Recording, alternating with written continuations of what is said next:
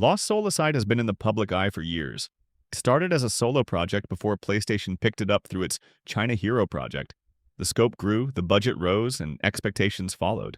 Now that it's here, you can still feel its indie DNA sitting beneath the larger production values. It borrows heavily from Devil May Cry and Platinum Games, pushing itself as a love letter to character action games. But in chasing the full package of a modern $70 release, it also weighs itself down with the kind of systems and story most players won't care about.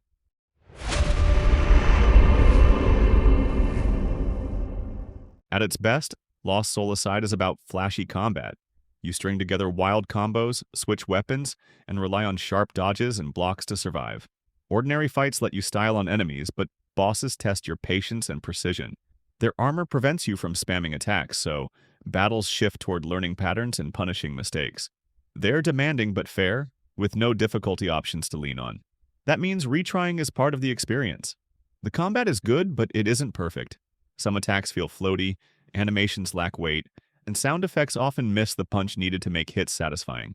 Still, when the system clicks, it gives you freedom and expression few action games manage. Everything outside of the combat struggles. The story is a slog, a generic Empire versus Rebels setup with thin characters and awkward English voices. The protagonist, Kasser, is dull. His dragon companion talks too much, and the supporting cast feels pulled from a checklist of tropes.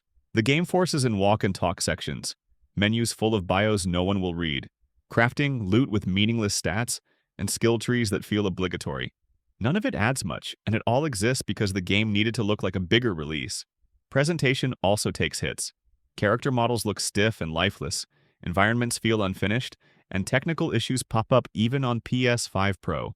Combat runs smoothly, but traversal stutters, music cuts in and out, and sound design can be inconsistent. Even after its day one patch, the game feels undercooked.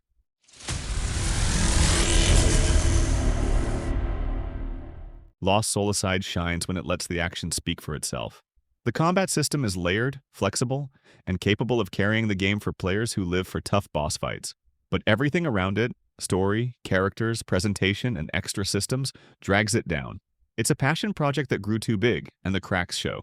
For fans of character action games, it's worth a look, but go in expecting uneven results rather than a fully polished package.